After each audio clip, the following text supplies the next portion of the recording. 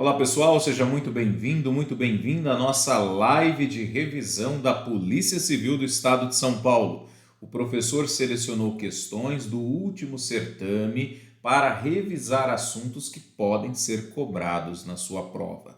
Nós não vamos nos limitar a trazer resposta, mas a revisitar alguns temas, aprofundando o estudo das matérias inerentes ao direito administrativo.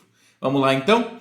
Aula na tela, questão número 1, de Delegado de Polícia 2022, PC São Paulo, banca VUNESP. Considere que o Estado constituiu uma sociedade de economia mista com o objetivo de prestar o serviço de trânsito e transporte no local e conferiu a essa sociedade de economia mista, a essa estatal, o poder de aplicar multas pelo cometimento de infrações de trânsito.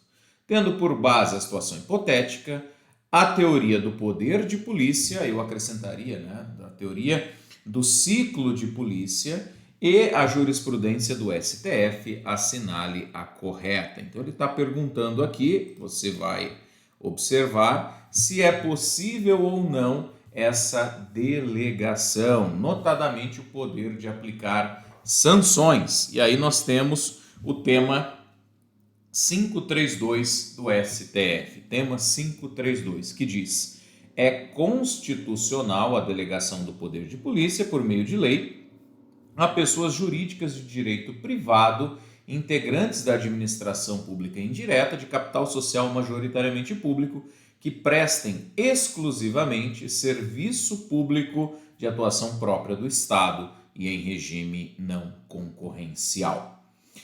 Portanto, o que o Supremo decidiu é pela possibilidade de delegar o poder de polícia, por meio de lei, a essas pessoas jurídicas que, embora sejam de direito privado, ou em outras palavras, embora elas vistam uma roupa de direito privado, prestam serviço público, em regime não concorrencial.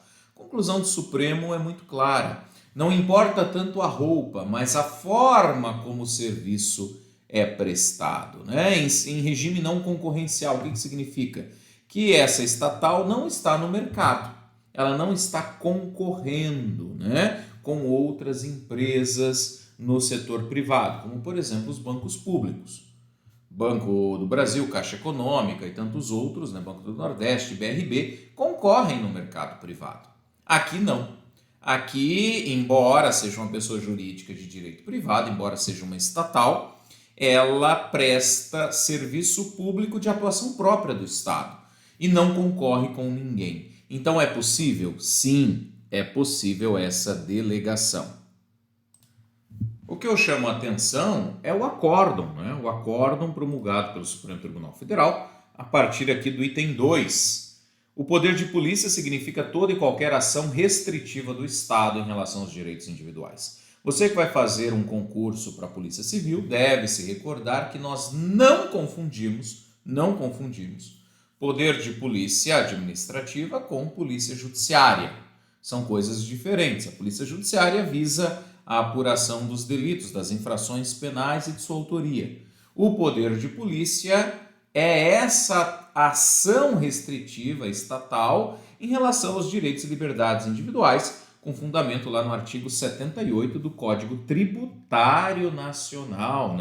Então estamos tratando aqui de uma atividade administrativa, de uma prerrogativa de delimitar liberdade e propriedade. E, de fato, o poder de polícia atua sobre a liberdade e sobre a propriedade das pessoas. E o Supremo faz menção à teoria do ciclo de polícia, das 4 fases. A ordem, que é a primeira fase, o consentimento, a fiscalização e a sanção. O professor chama a atenção sua aqui, para esse ciclo, para as etapas ou fases do ciclo de polícia. E como que eu decoro isso? Como que eu aprendo isso, professor? Fazendo uma linha do tempo. Fecha seus olhos e pensa o seguinte, vem uma determinação para não construir, por exemplo, acima de uma determinada altura na frente da praia. Para quê? Para que as pessoas tenham sol na maior parte do dia. Então, primeiro vem a ordem. Depois, você vai pedir, com base nessa ordem de polícia, uma autorização para construir um prédio. Aí o município te dá o alvará com base nas especificações técnicas e desde que cumpridas as regras de postura. Mas não é só isso, né? Vem a fiscalização, que é a terceira etapa, e depois, se tiver alguma coisa errada, aplica-se a sanção, a consequência, a punição. Então, ordem, consentimento, fiscalização e sanção. Crie essa imagem mental e essa linha do tempo, você não erra mais. Tá bom? Beleza? Muito bem, pode abrir seus olhos, olha aqui agora, né, para o acórdão e o item 4, a extensão das regras do regime de direito público a pessoas jurídicas de direito privado da administração pública que prestam serviços públicos em regime não concorrencial é admitido pela Corte. E aqui eu chamo a atenção para o fenômeno, anota isso, o fenômeno da autarquização das estatais. Fenômeno da autarquização das estatais. É isso mesmo, é aproximar as estatais do regime jurídico das autarquias, como ocorre, por exemplo, com a proteção dos bens dos Correios, dos bens dessa empresa pública chamada Correios, você sabe qual é, e que prestam serviço público em regime de monopólio, né? É um monopólio postal. Então eu não posso penhorar os bens dos Correios para pagar dívidas, porque isso impacta a prestação dos serviços públicos. Isso prejudica a prestação dos serviços públicos. Basicamente isso, gente. É só isso, né? Então, quando você pega, por exemplo, as companhias de saneamento básico, que não são autarquias, algumas são, mas vamos pegar aqui empresas públicas, né, que prestam serviço de saneamento.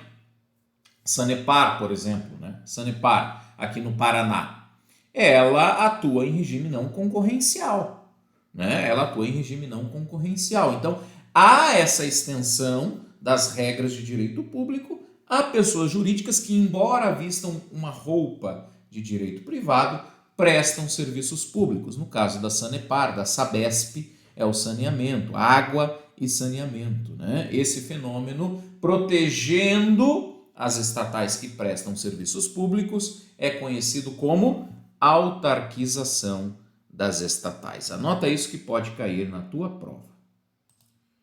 E aí, para não perder muito tempo, eu trago o item 8, que fala da BH Trans, da Empresa de Transporte e Trânsito de Belo Horizonte, que pode ser delegatária do Poder de Polícia de Trânsito, inclusive podendo aplicar multas, porque é uma estatal municipal que presta serviço público próprio do Estado, fiscalização do trânsito, em regime não concorrencial.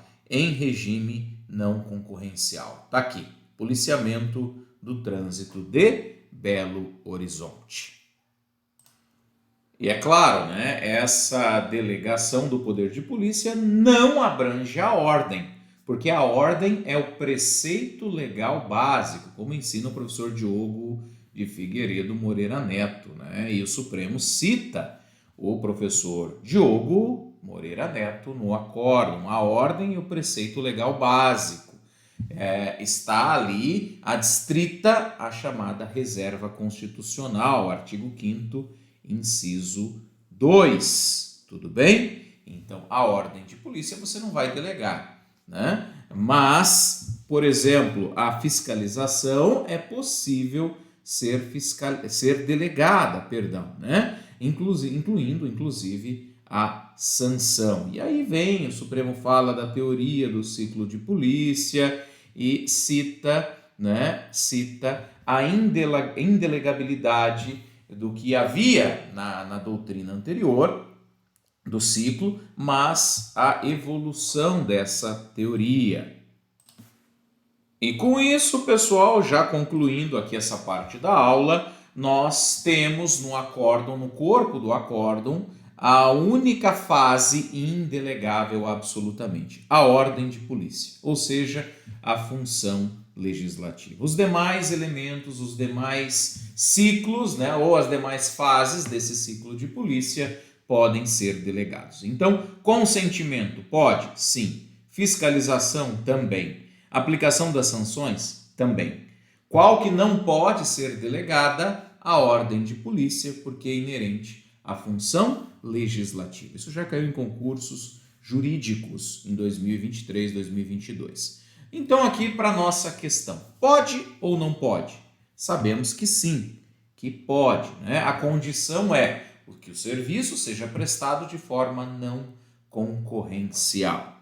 Portanto, aqui o gabarito é a letra C. Caso o serviço seja prestado de forma não concorrencial, a entidade poderá aplicar sanções em virtude da atração do regime jurídico de direito público. Essa é a correta. Vamos ver as estatísticas. Temos aqui 41% de erros, porque o pessoal não conhece o tema do STF. Beleza, gente?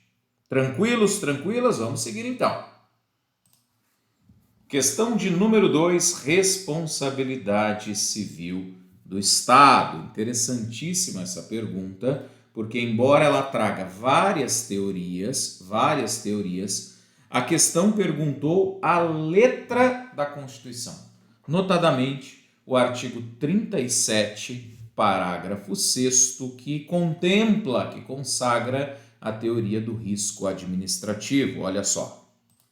Constituição na tela, diz o parágrafo 6º que as pessoas jurídicas de direito público e as de direito privado prestadoras de serviços públicos responderão pelos danos que seus agentes nessa qualidade causarem a terceiros, assegurado o direito de regresso contra o responsável nos casos de dolo ou culpa. Teoria do risco administrativo, responsabilidade objetiva do Estado. Por quê? Porque o Estado responde independentemente de dolo ou culpa. Basta provar o fato administrativo, o dano e o link entre um e outro. Esse link entre o fato e o dano nós chamamos de nexo causal. Está lá dirigindo seu carro numa rodovia, né, estadual, e há um buraco na rodovia e o seu carro, né, cai no buraco e aí entorta a roda, tem que fazer cambagem, tem que desentortar a roda, rasga o pneu. Você tem um fato administrativo, você tem um dano e você tem um nexo causal. O que é o nexo causal? O buraco causou o meu prejuízo, é o link, tá bom? Professor, mas o senhor falou ali de direito de regresso em caso de dolo ou culpa. Mas aí é em relação ao servidor. Em relação ao servidor, né, cuja responsabilidade servidor começa com S de subjetiva. É isso mesmo, simples assim. Né? O servidor responde em caso de dolo ou culpa, ou seja, o Estado paga e depois o Estado se volta contra o servidor, caso o servidor tenha agido com dolo ou culpa. Tá bom? É isso mesmo, professor? Eu tenho que processar o Estado, isso. Se o Estado for condenado, ele tem o direito de regresso contra o responsável nos casos de dolo ou culpa. Ou seja, se o responsável, né, se o agente público agiu com dolo ou culpa, ele vai responder frente ao Estado numa chamada ação de regresso, numa ação regressiva. Tudo bem? A esse fenômeno, a doutrina chama de teoria da dupla garantia. Anota isso, teoria da dupla garantia. O que é essa teoria da dupla garantia, professor? Simples de tudo. Eu tenho direito, eu como cidadão, de processar diretamente o Estado, porque para mim é melhor. Por que para mim é melhor processar diretamente o Estado? Uma razão óbvia, porque o Estado responde de forma objetiva. É mais fácil ganhar do Estado, porque eu não preciso provar dolo ou culpa. Essa é a primeira face da dupla garantia, a garantia do cidadão frente ao Estado. Não precisa discutir dolo ou culpa. E a segunda, qual é? A segunda é a do próprio agente público, que, se o Estado for condenado, tem o direito de discutir numa ação própria, numa ação regressiva, que ele, aspas, funcionário público, não teve dolo nem culpa. Vamos pensar aqui, por exemplo, né? A polícia vai fazer uma operação lá na comunidade, uma operação de busca e apreensão, etc. E lá há um tiroteio e uma pessoa morre. o Estado venha a ser condenado pela morte dessa pessoa. Inclusive temos jurisprudência recente, né? Cabe ao Estado provar, nessas operações em comunidade, que o tiro não partiu de seus agentes. O nexo causal é presumido, julgado recente do STF, pode cair na tua prova. Cabe ao Estado provar a exclusão do nexo causal, exclusão desse link entre a morte, né, e quem a causou.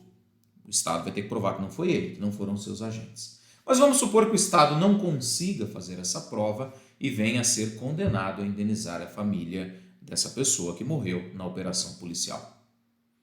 E aí o Estado abre um procedimento administrativo que gera uma ação depois contra o policial que atirou. O policial vai falar, não, mas eu agi dentro da técnica, eu segui os manuais. Tá aqui, ó, eu tinha que efetuar o disparo porque o manual da polícia me dava essa prerrogativa. Era defesa da própria vida. E aí? O Estado pagou, mas o Estado vai poder cobrar contra o policial? Só se o policial agiu com dolo ou culpa. O direito de regresso contra o responsável se dá exatamente nos casos de dolo ou culpa do agente público. Beleza? E foi isso que a questão cobrou, gente. Foi isso que a questão cobrou. Ela traz uma série de doutrinas, uma série de teorias, mas aqui na letra D, a questão fala que as pessoas jurídicas de direito público e as de direito privado que prestam serviços públicos respondem pelos danos que seus agentes assim causarem a terceiros, assegurado o direito de regresso nos casos de dolo ou culpa. É a letra D de dado, tá aqui, letra D de dado. Vamos para as estatísticas e aí nós temos 20% de erros. Qualquer coisa no que acima de 20 já é considerado elevado. Professor, quais os erros das outras? Vamos lá.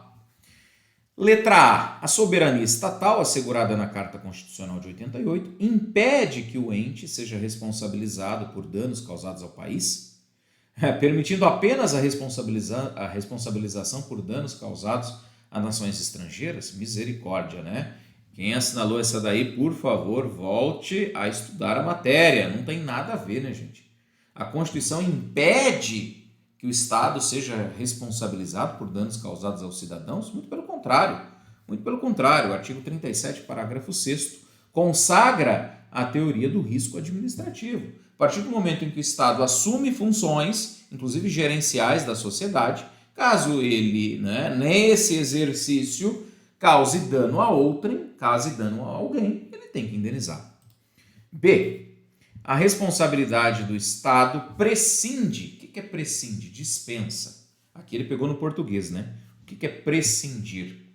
Dispensar. Aquela piadinha, né? A pessoa que você vive, que você ama, prescinde ser uma pessoa boa ou imprescinde ser uma pessoa boa? É prescindível ou imprescindível que seja uma pessoa legal, que te ame, que te respeite? Ah, professor, é imprescindível, né? Isso aí, é imprescindível. E aí tá falando prescinde, dispensa da comprovação do nexo causal? Não dispensa, né? E aqui tá falando que sim, que dispensa. Então, pelo verbo prescindir, tá errado. A letra C, teoria do risco integral, pressupõe a responsabilização do Estado por danos causados a terceiros, exclusivamente no caso de dolo ou culpa grave dos agentes? Errado.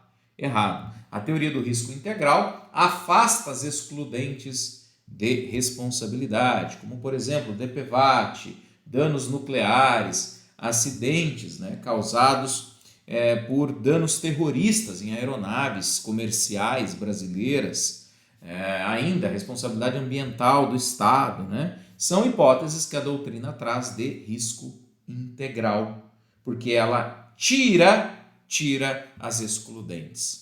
Tudo bem? Então não tem nada a ver com dolo ou culpa, E aí, letra E fala que o desenvolvimento legislativo, doutrinário e jurisprudencial da noção de responsabilidade do Estado por danos causados aos cidadãos não contribui para o Estado democrático de direito? É claro que contribui, porque nós falamos, quando o Estado chama para si, quando o Estado avoca, quando ele se arvora nessa função, né, de prestar serviços públicos exclusivos, de regular atividades privadas, liberdades, patrimônio, quando ele exerce o poder de polícia, quando o Estado limita a propriedade privada, quando exerce limitações na propriedade privada, tudo isso implica na assunção de riscos.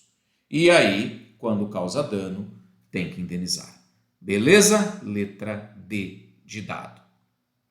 Próxima questão para investigador de polícia, que fala aqui do princípio da publicidade dos atos administrativos no trabalho policial. Lembre-se, não há princípios absolutos, né, pessoal?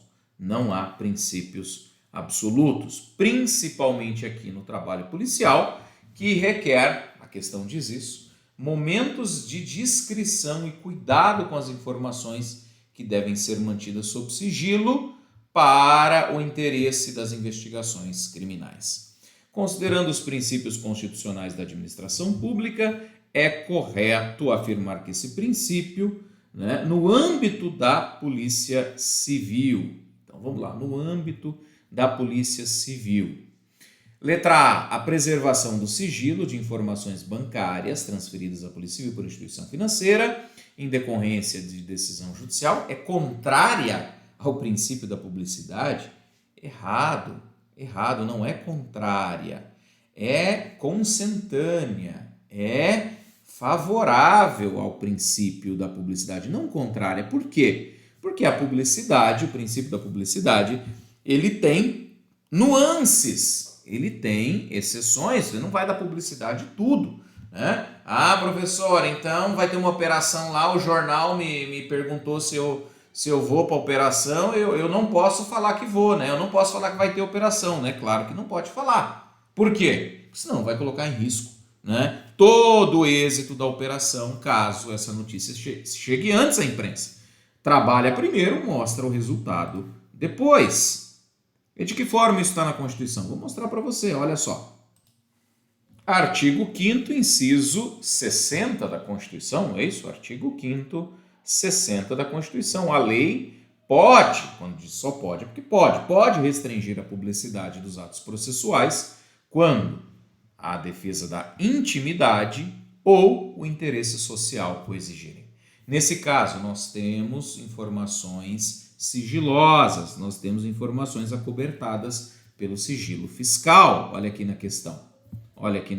Nós temos princípios constitucionais e na letra A, informações bancárias que foram transferidas por decisão judicial. Então, há aqui a necessidade de defesa da intimidade das pessoas, tá certo? Que estão sendo investigadas. Isso é contrário ao princípio? Não. Muito ao reverso, né? Isso está de acordo com a Constituição, está de acordo nos termos do artigo 5º, inciso 60. Né? Então a letra A está errada, não é contrário coisa nenhuma, está certinho. Por dizer que é contrário, eliminamos a alternativa. Letra B. O princípio da publicidade no âmbito das atividades policiais deve ser sopesado. O que é sopesado?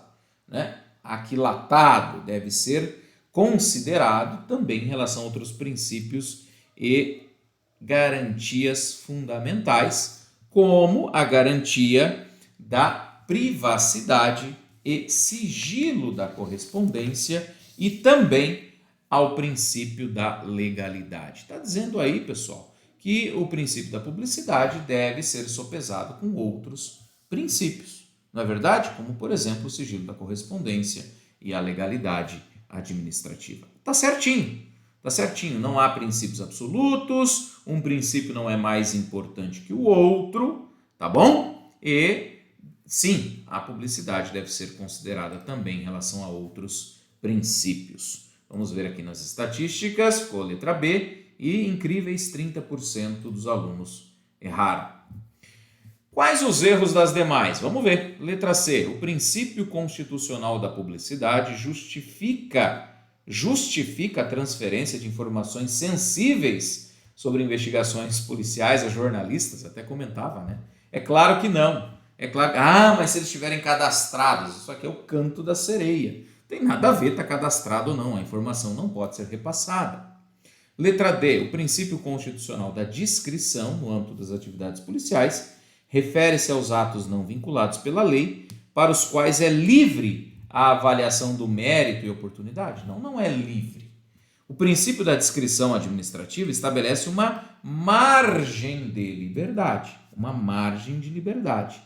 Ato discricionário, existe uma margem, mas eu tenho que atuar dentro das balizas legais. É igual o goleiro dentro do gol. Ele atua dentro das traves, né, do gol. As traves são as balizas. É ali que ele atua. O administrador, nos atos discricionários, atua dentro das balizas. Não é livre. Ele não pode fazer o que ele quiser. Ele não está administrando o que é dele. Está administrando o que pertence ao povo, né? Por isso, o princípio republicano. Se administra a coisa pública, a res pública. Não é livre a avaliação. Letra D está errado por isso.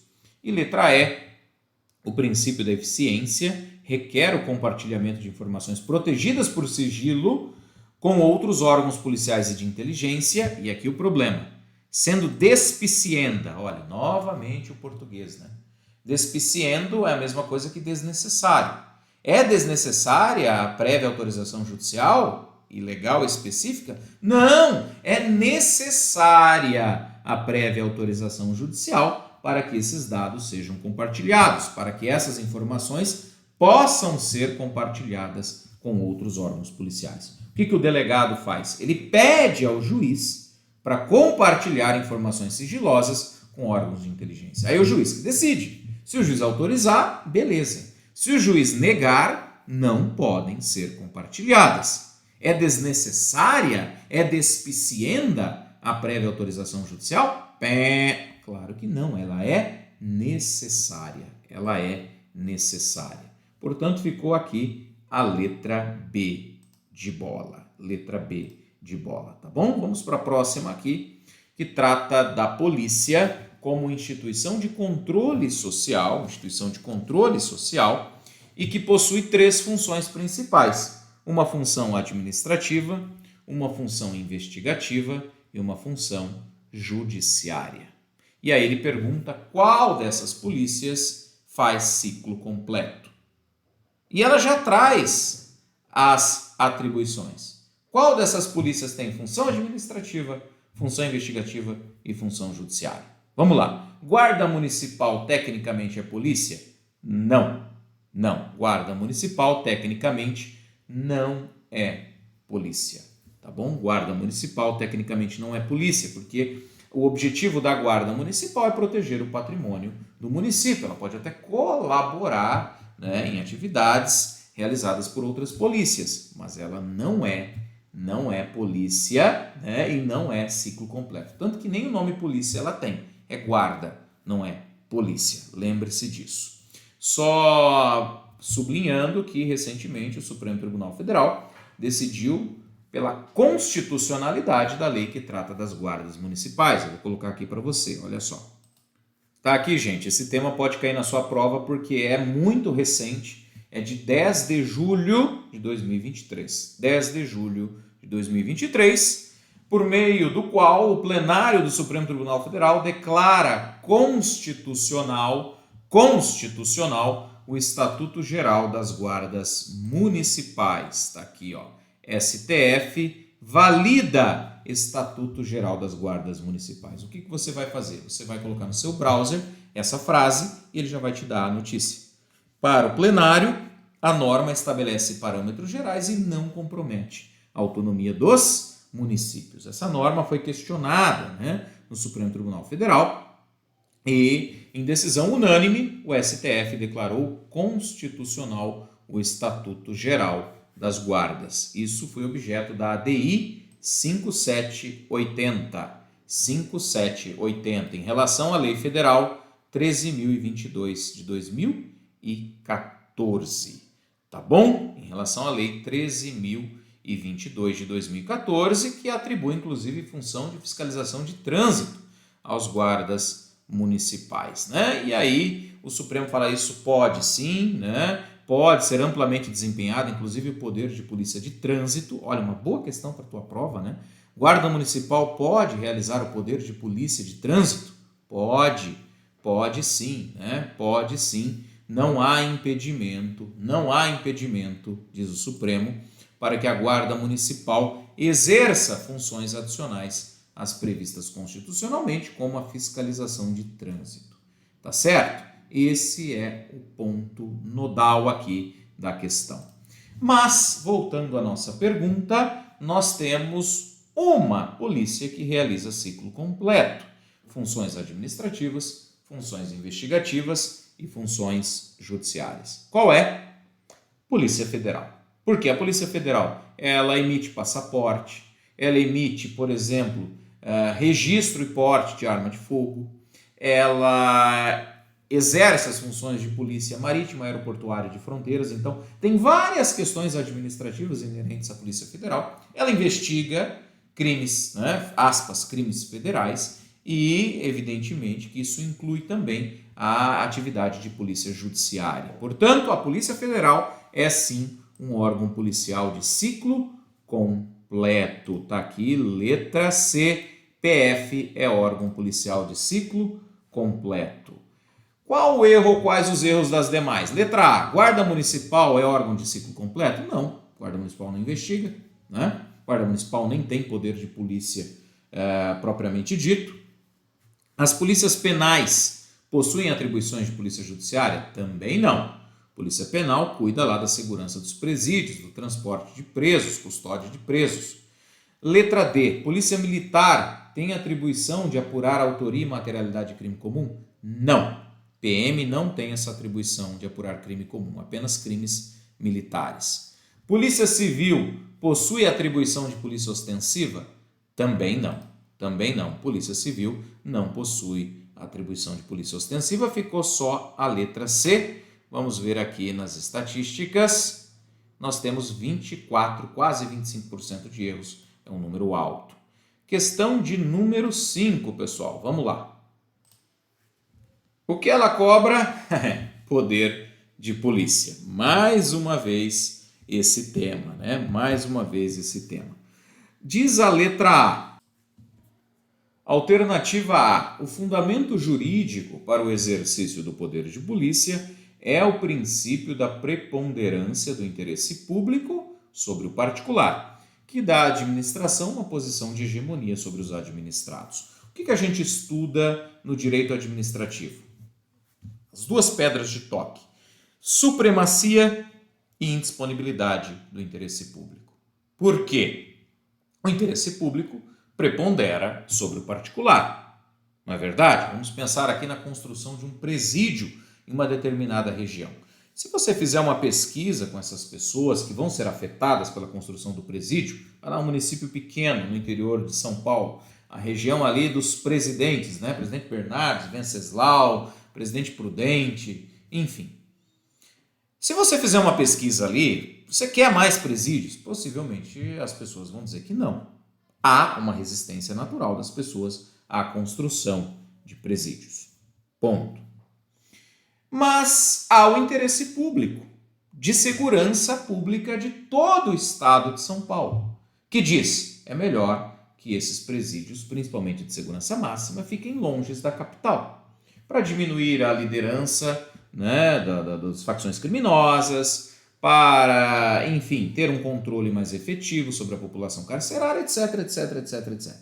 São Paulo, você viaja aqui do Paraná para São Paulo, tem presídios em todo o estado, né? Isso está bem diluído no estado de São Paulo.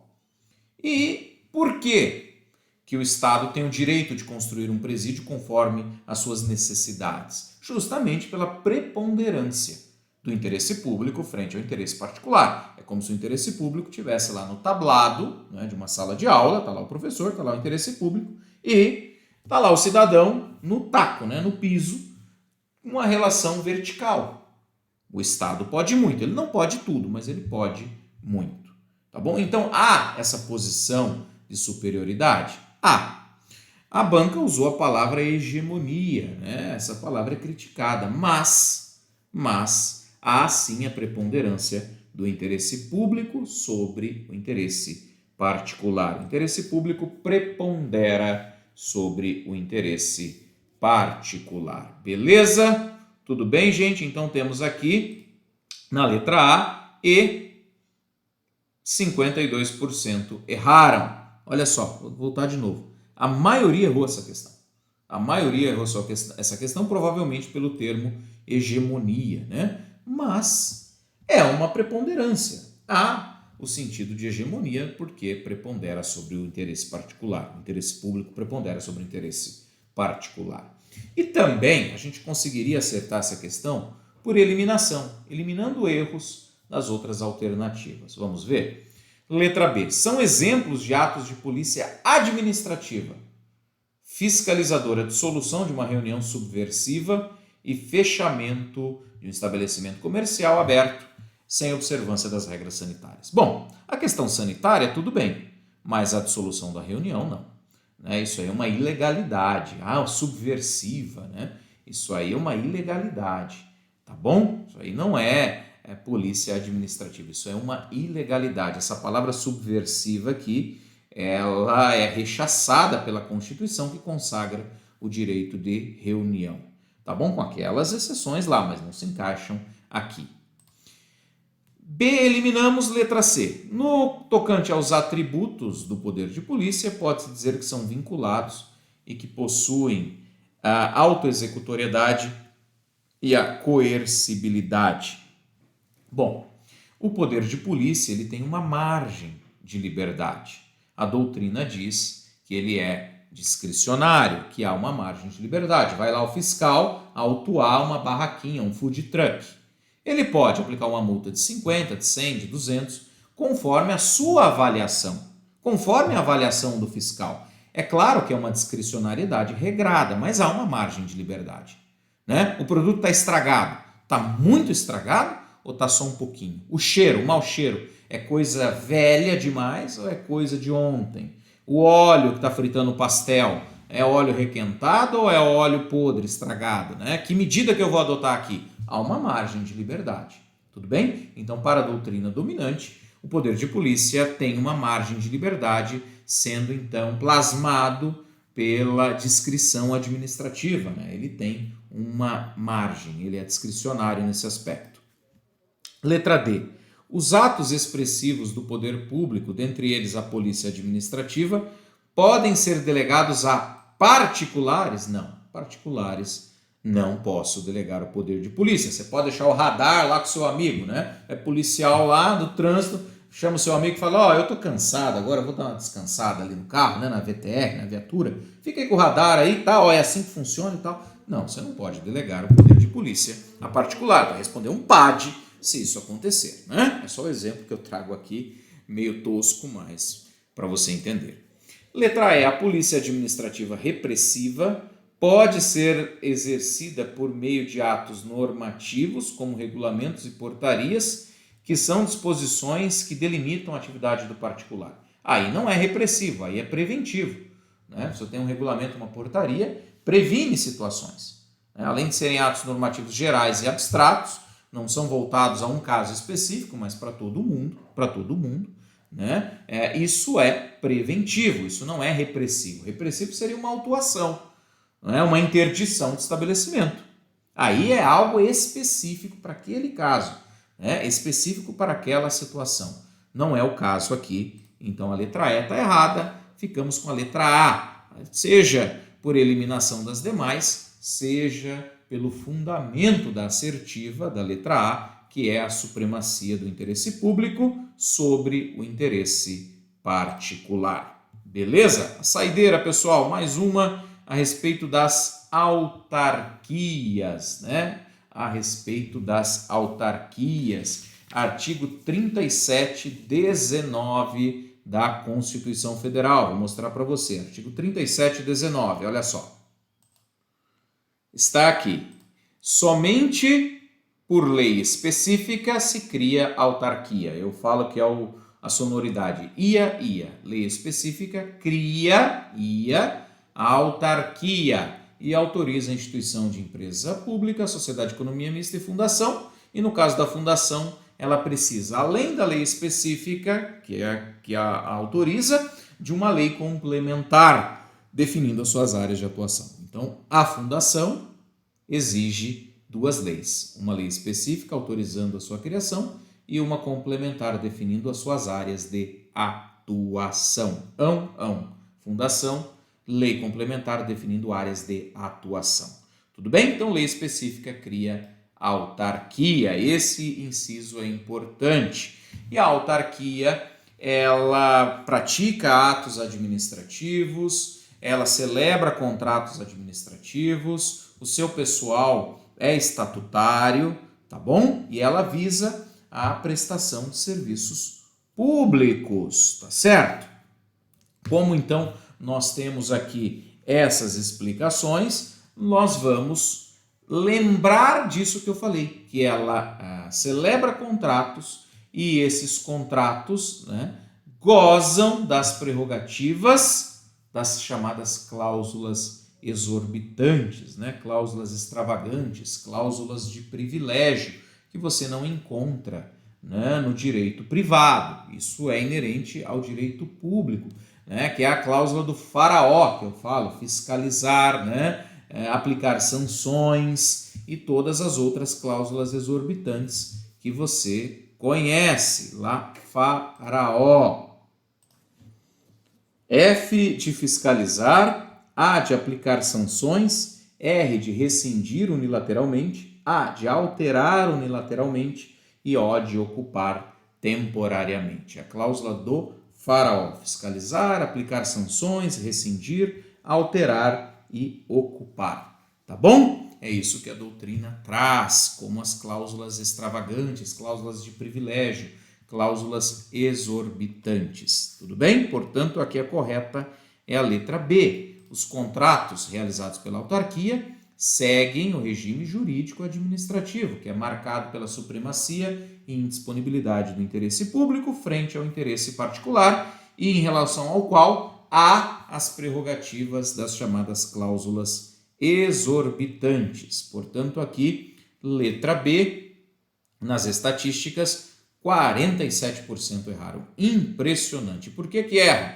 Porque não conhecem a matéria. Ficam viciados em bizus, né? Não conhecem a matéria, as bancas sabem disso, e aí os alunos perdem a questão e são reprovados. Tá certo, gente? Quais os erros das demais? A letra A, em razão da descentralização que enseja a criação da autarquia, fica afastada a responsabilidade do Estado? Errado. O Estado responde, né, pelos danos que causar, nos termos do artigo 37, parágrafo 6º, isso inclui, evidentemente, as autarquias. Letra C, as autarquias desenvolvem atividades típicas do Estado e são criadas por lei ordinária específica? Tudo bem, lei específica cria autarquia, ela é uma lei ordinária, mas o problema está aqui na parte final. Podem ser extintas por ato editado pelo Poder Executivo? Não, né, gente? Por lei eu crio, por lei eu extingo, o chamado princípio da simetria ou paralelismo das formas. Então o problema não está nem aqui na lei específica, que ela é sim uma lei ordinária, tudo bem? Mas na parte final, ela não pode ser extinta por ato normativo. Por lei específica se cria, por lei específica se extingue. Paralelismo das formas, do jeito que você cria, do mesmo jeito se extingue. Letra D, o controle externo sobre uma autarquia não pode ser feito pela entidade da administração direta que a criou, pois não é subordinada a nenhum órgão do Estado. Novamente, a parte final aqui, né? Gente, se a autarquia fosse assim, misericórdia, né? Nenhum órgão do Estado pode fiscalizar a autarquia. Tribunal de Contas, Ministério Público, nada. É a rainha da sucata, né? Não, tá errado. É claro que ela está subordinada, né? Sim, aos órgãos de controle externo. Tudo bem?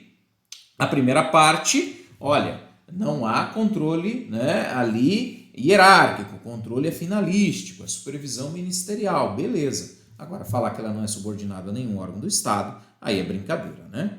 E, por fim, fala que as autarquias submetem-se ao controle externo, realizado pelos tribunais de contas e poder judiciário, mas não pelo cidadão. Não podem ser objeto de controle externo pelo cidadão via ação popular. É claro que pode.